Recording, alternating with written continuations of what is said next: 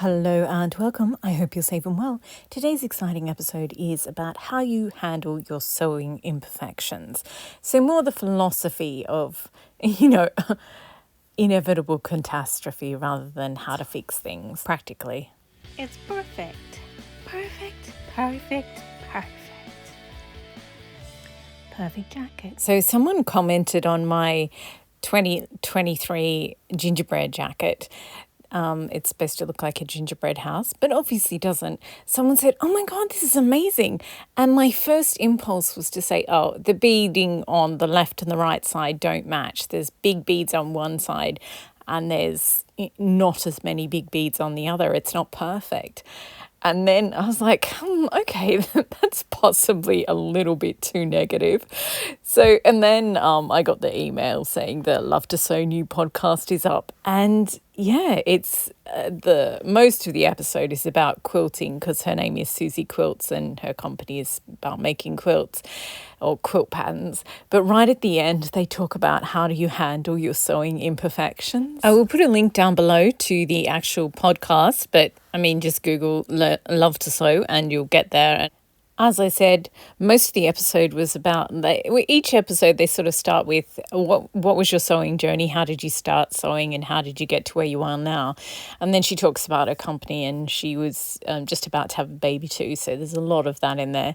But then right at the end, they talk about highlight of your sewing career, low light of your sewing career, and then at about minute 52 it's how do you handle sewing imperfections. They just talk about it for a few minutes, but the two hosts were absolutely blown away. So this is what the guest said. Susie Quilts. So how do you handle your sewing imperfections? She says that she just tells, because she's quite an ambitious person, and she wants everything to be right and she wants everything to be successful and everyone to love everything. And so she's found that when she tells herself, these are the feelings that I'm going to feel on my journey through doing this creative project, this is going to happen. And I just have to get used to it and just have to get over it. I'm going to feel like an imposter. I'm going to feel like I'm not good at this. There's going to be a point where I don't like it. And I'm also going to be afraid at some point that other people aren't going to like this. This is all just going to happen. So I have to just accept it and get over it. I bristled at this because, it's not the way my mind works at all. But the two people who do the podcast absolutely love this. She did say, Susie Quilt said something else. She said, you've got to remember that there's an ugly phase in every single project that you do. And you're going to get there at some point. Just accept it when it happens, problem solve and move on, and just don't cling to what you wanted it to be. Just let it evolve. And this did resonate with me because, we all have ambitions for life and we all want stuff desperately or want stuff, in the long term. But, life has a habit of being stubborn. And, I think you just have to, if you're not too tied to perfection.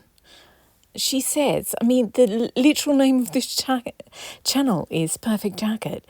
But I like to edge closer and closer to perfection. I do think that's achievable. I don't think perfection is achievable, but I do think if you have it in your sights, you can get closer and closer to perfection. So I think not being black and white and saying, this is the way I want it to be, and anything else is a failure. I think that's a recipe for disappointment. Whereas, if you learn to evolve and say, well, creative process, it can be more productive. And she also said that not every creative project gets out of its ugly phase. They can't all be gems, and sometimes you just have to take one on the chin. But the other thing she said was all things take time. So, not rushing. It's impossible to do that, but to just accept that rushing may not improve the project. So I thought that was a good one too. Anyway, as I said, there's a link below. But what I thought I would do is just get out a few of my jackets and talk through what my problems were with the jacket as I was making it, and how I sort of accepted the obstacles and went with it, or just sort of took the project in a completely different direction, or how it made me think about my process and how it impacted the next project that I just then did. So obviously we've got the Tempest jacket. I think I've documented well and truly what a completely tumultuous time I had making this jacket. But it's also, in the quilting episode, she talks about, like, you talk about what's your favourite part of the process, what's the most difficult part of the process, and her favourite part is where she zones out and she goes into that meditative stage and she's doing all the easy repetitive work. And I think that's what I like about beading, because people are always, a lot of people comment to me that, oh my gosh, that must just take so much focus and so much energy. But I think because I've been beading so long, like, there is a very complex design involved, obviously. But yeah, I think beading is like knitting. So, you know how some people just knit automatically because they've been doing it for so long? I think with me, beading is like that for me. But anyway, so I thought we'd start with the orange jacket. I had loads of orange beads, and I mean, I bought them, so I guess I must like orange beads. I love the optimism of orange, like, you know, vitamin C, and they're just so vibrant and healthy. But then, I don't know, I just decided I wanted to use them all up, because I keep my beads in different boxes. Well, when they're organised, I do. And I just got out all the orange ones, and I'm like, right, I'm going to use these up. I'm sick of moving the orange box every time I want to get to something else. I will just use them up and be done with it. And yeah, so I started from quite a negative place, I would say. But it ended up being, I absolutely love it. I ended up putting them on. I was going to do them just randomly, and it ended up being in a design sort of like a painting, and I absolutely love it. So yeah, I guess the problem was my attitude with this one, just thinking the orange, I would not like it, but I really do. And the more I worked on it, the more I like it. But now my problem, I do actually have a problem with this. See that I've used 3 layers of stiff netting as the actual jacket, like the base jacket, and then I just stitched everything into it. My problem is that I always wear a navy blue or a black t-shirt under my jacket. My skin is, of course, very white. So yeah, it's not going to have, what I love about it is all you really focus on are the beads. Whereas if I'm wearing a dark t-shirt, I guess I could wear a beige t-shirt when I wear it. But yeah, so I'm like, what color lining should I make for this jacket that it works the way that the design is supposed to work? Black silk wouldn't work because it will dull the whole impact. And then I had nude coloured tulle, so skin coloured tulle, and yeah, that, I don't know, like if I wear the dark coloured t-shirt underneath, that won't work either. So now I'm thinking orange silk. Back to orange silk again. And these rose-shaped beads, I wish I had not used them. I'm not going to cut them out because there's too many. I think I used maybe 30 of them in this. So there's too many to cut, carefully cut out, tie off, and replace with other things. I don't actually have 30 other big beads. So yeah, they're the grit in there. I think all the other beads are shapes. Like I had some little orange beads that are skulls, and I had little orange beads that are rhinoceros and a giraffe and things like that. So all the ones that are figurative, I kept out. Apart from these rose ones, I was like, yeah, they're round enough and abstract enough, but really they're not. Anyway, so I do regret that a bit, but I'll live with it. However, I did use the remaining round ones in this, and they look awesome as flower centers in this. So when you make a flower jacket, when you buy fabric flowers, unless you buy the really, really expensive ones, and if you have loads of money, by all means, they are amazing. There's a shop in New York City that makes them, and they are just divine. You can also get them in Paris, but yeah, I got these ones at Joann's. So yeah, they've got these big blobby bits of plastic in the middle, and you have to take them out, and then you stitch the flower in, and then you put a bead over the middle. I absolutely love the way those big orange rose beads that looked ridiculous on the last jacket, they look in this. They just look absolutely, they go with the apricot-y pink flowers. They just, oh, I just love it. It looks like sunshine. I love them so much. So this was supposed to be an apricot jacket because it was I made it in January as part of at the start of the year, I was like, okay, I'm going to have a theme per month. That's not really working out for me. But for the first 2 months it did. And this was Desperately Seeking Susan. And right at the start, she's in Atlantic sitting in, and she gets room service on the room service tray. It's so ridiculous, the link. There's a bud vase, and in it is a stem of lilies, and they're apricot lilies. And I was like, oh, I've got apricot flowers. So I made an apricot floral jacket because I'd made the yellow the floral jacket, and I hadn't done another one, and I'd wanted to for ages. So yeah. And so this was supposed to be all just apricot flowers, but then when I took out the globby middle bit of the plastic bit of the gerbras, the apricot gerbras, it had been this vibrant green, and it was amazing. And I was like, I did try putting the orange rose flowers in the center of the gerbras, and it just did not work. They looked dead. They needed that vibrant green. So I was like, well, I've got these fluoro green strawberries that are like buttons. So I put them in, and I don't know, it's super green, and it didn't really have anything else to balance it. So I was like, well, I've got green bows. So then I added the bright green bows in there as well. And then I think I was trying to make a thumbnail, like the cover art for a video on when I just added the fluoro green strawberries, and I used a picture of an actual strawberry, and then I was like, hang on a minute, I've got some actual strawberries. They're like little bits of necklace. So I added them in as well, and oh my gosh, it's just I just kept throwing things in there, and I love it, but it's definitely not how the project started. It just ended up, it just kept going in a completely different place, and then another completely different place, and it's so chaotic, but I absolutely love where it went. So then I was like, oh my gosh, that's awesome. I want to make another floral jacket. So I got out the wine colored and mauve colored ones, and I was like, oh, this is going to be awesome. And I've got a scooped necked one, and I was like, oh, okay, yeah, this will be cool. And because the big orange beads look so good on the last one, I was like, oh, I've got masses of beads in these sort of wine colours and mauve colours. I'll just throw them all in there.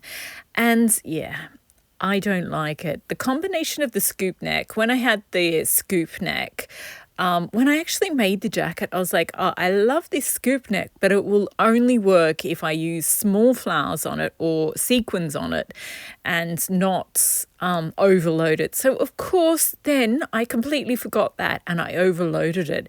And it's just like, it's wider, like because I've got a short torso, I've got tiny shoulders, tiny rib cage, and it's sort of, I just feel like that's the one on the left is what I look like, and I can look vaguely like an adult human when I wear a normal looking jacket. But this one, it just makes me look like a little kid, like my proportions look more childish than adult, and I just don't like it. It's just, yeah, I don't like it at all. And the beads I use, they're too shiny, like, I don't know. I just think people want to touch the shiny beads.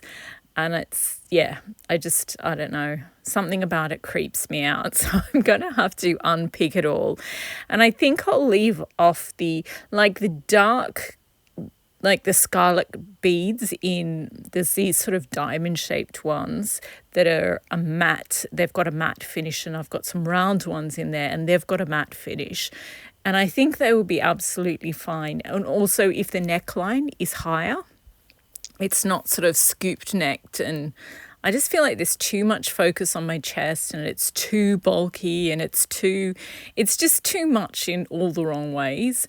But I love the color combination, but the execution is just, yeah, I think but you can't like just take everything off and then put it on another jacket. You have to cut off one flower at a time and then stitch it onto the other jacket. So this is going to be quite the process. Also, when stitching these flowers down, I used a bead to cover the fact that there's thread there, and I don't like them. They're too shiny. So I think I will just do stitches. Like the apricot one, I just did stitches in apricot thread and you can't see them and they're perfectly fine.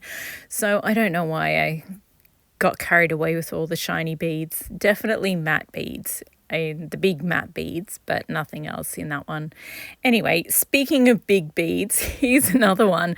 I don't know, like when I got it out today, I decided I liked it. But for the past, I did this. This is the first beading I did at the start of this year in January. And yeah, it's a Marc Jacobs tweed when he was going through that phase where he loved the 1960s. So it's a beautiful classic tweed, and it's like hot pink, weird yellowy mustard color, and mauve, and khaki or olive. And I love olive. It's just this, I particularly love vibrant, bright green, but life is, life happens, you dust yourself off and you get back up. So olive is kind of a mix between bright green and, just accepting that bad stuff happens and continuing on. So I don't know. Philosophically, I love olive green as well. And so I love this, but I don't know if it would look better with hot pink beads on it. So I don't know. Maybe I just genuinely can't decide if I like it or not. Like, as I was filming it, I decided I loved it again. But I don't know. For the past 2 or 3 months, I didn't like it. So anyway, I think I'll just leave them on for the rest of the year. And if I still don't like it in January next year, I'll do them again. And this is me pointing out that this is one that I felt like there were too many in a row where I've made negative comments. Whereas this one here, I was absolutely dreading doing this. So this is another Desperately Seeking Susan jacket. Not based on her jacket, it's her earring. I'm not sure you can really see it here, but I've got a picture of just the earring. And yeah, completely different, but I am trying to use up all the fabrics I have in my stash and all the beads I have in my stash. So yeah, there's Karl Lagerfeld at the end of last century did these amazing, and also Yves Saint Laurent did these amazing jackets based on old world jewelry and embellishment. And yeah, I don't know.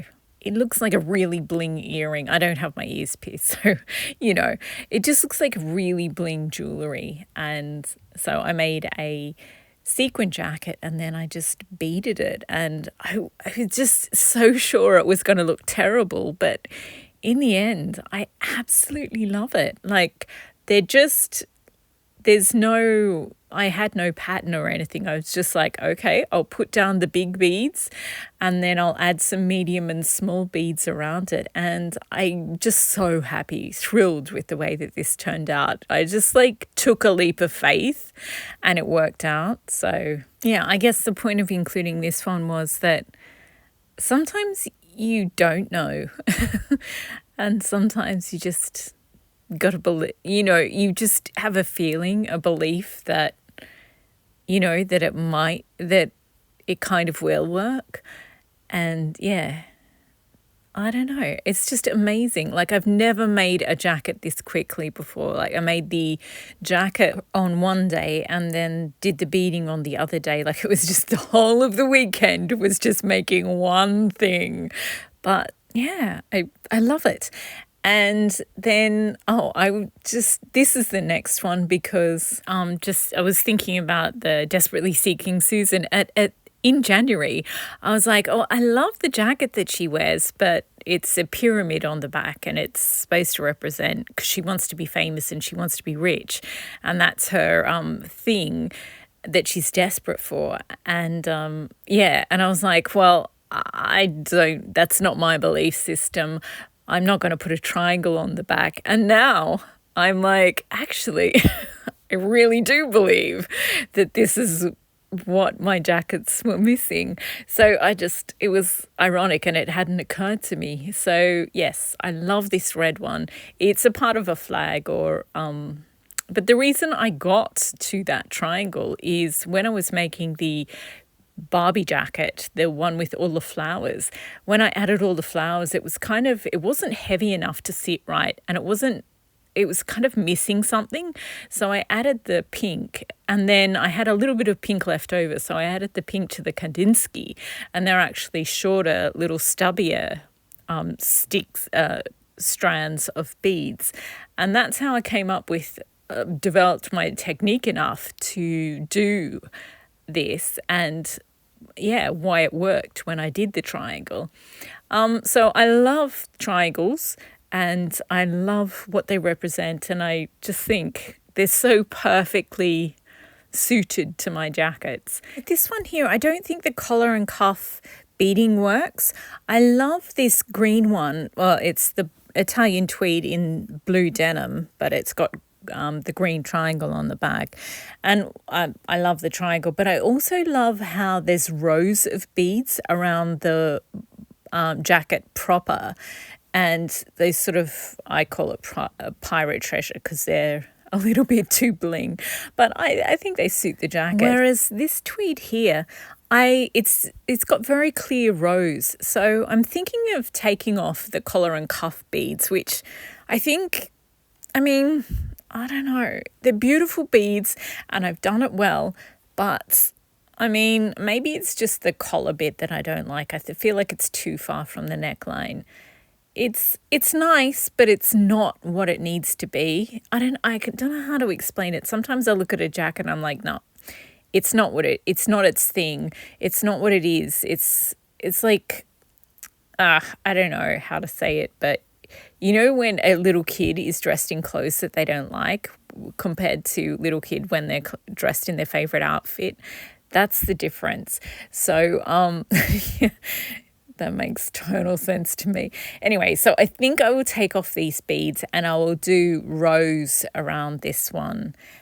And yeah, I've got a specific idea, so I might actually have to buy some more stuff. I'm supposed to be using up beads I have, damn it. Anyway, so that's what I think I'll do with that. So now we're on to the gingerbread jacket. And as I said, I did the first panel. If you know how to make a jacket, you know that the front has two panels on either side, and the center panel, I did all small beads, and then by the side panel, I was like, oh, I'm never going to finish this beading if I only use small beads. So I started adding larger ones, and then for the whole of the other side, there's larger ones on both panels. And yeah, at the time, it was so noticeable to me, but now that a few months have passed, I'm like, actually. So yeah, I got it out and I was like, oh, I bet I'm going to have to pull off some of the center front panels on one side. And this is me getting distracted by the pretty beads, and redo it. But actually, I kind of like that it's not all the same. And the main thing when you create a beaded jacket, an embellished jacket, is that the weight is the same on all sides so that it will age well. So basically gravity will impact all like the front the same amount as it impacts the back, and it will impact the left side the same amount that it impacts the right side. That's how you create a piece that will look good in 2 or 3 decades or 5 decades, whatever. Like, so from that, just like from a technical perspective, it's going to age well. And yeah, so it's just down to aesthetics. And yeah, I kind of like it. I mean, it doesn't look like a gingerbread house at all, but I like it. And it gave me loads of ideas as I was making it. I was like, oh, I could do this next time. I could do this next time. And this one here is, I just want to do so many more jackets in this particular style. And I mean, it's not even finished yet. I've still got one row of pink around, and I'm going to do a sort of camouflage triangle on the back as well, which I haven't done yet. And obviously I still have to do the silk lining as well. But I used up so many beads in this, and I don't know. On the one hand, it's completely different than I thought it would be. And on the other hand, I don't know. I could not love this jacket more. Like, I haven't done the triangle yet, so possibly I could. But I'm really happy with myself for being so patient and just chipping away at that one for so long, because it's taken me at least 3 or 4 months to do. Speaking of taking forever, this is taking me, I was thinking about I'm getting ready all the stuff for everything I've made in the last 3 months for another collections video. And when I do the May video, all I'm going to have is this one jacket that I still actually haven't finished. There's still like about the last quarter of the second sleeve to go. Well, I'm hoping I'll make a dress or two by the end of the month as well, and another jacket. But basically, she is my May makes just one jacket. I'm not mad about it. I am frankly amazed at the condition of the tweed, because I put so many beads on it and took so many beads off. Like, I think the fact that the tweed is not damaged is astounding, and I'm very impressed with myself for that. And yeah, I think that's what I've been wrestling with all month. Like, how do you... Because, yeah, when things don't go right, do you use that as an excuse to become a terrible human being and you just throw a tantrum? Or do you should never have to rise above the occasion. You should never have to be a superhuman or anything like that. But I don't know. I've just been thinking a lot about why we create and how our creative process helps us be our best version of ourselves. And I don't know. I suppose I have strayed a little from the topic of how to handle your sewing imperfections. But yeah, I guess, I don't know. I think thinking about why you sew helps you problem solve, or rather it helps you manage your expectations. Like, I mean, I do want to end up with jackets that I can wear, but for me it's about becoming better at beading and becoming better at making better jackets that will last for decades and decades. So I guess for me the focus is on process, and so I don't really have expectations. Like, I don't care what other people think. Well, I do. I obviously respect other people, but I don't tie my own sense of self-worth to what negative people say. And yeah, I don't know. It's been good to think about it much more deeply than I normally do. And having just one thing that you have to work on really, really slowly, like the vintage knit jacket or any of my beading jackets, really, it's just about, literally sitting there for hours and hours on end each time I have a sewing time and just stitching in one bead slowly at a time. And I don't know. it's been good to think more deeply about things instead of, going through the mental list of all the other things that I have to do and, rush. I think I like the things that I can think about during the process of sewing and beading as much as what the garments I end up producing.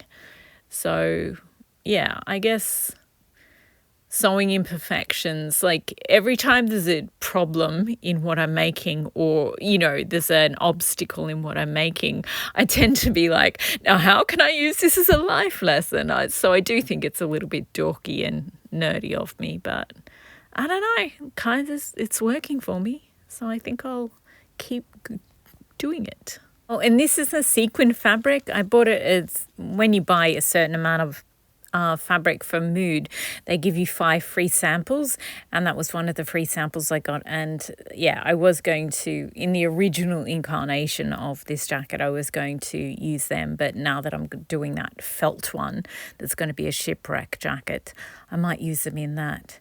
Anyway, that is it for this episode. Thank you very much for watching and listening. I hope you enjoyed, and let me know if you've got any ways of dealing and what your philosophy is with the creative process and sewing. And happy sewing, happy beading, happy thinking about sewing and beading. Thanks again. Bye.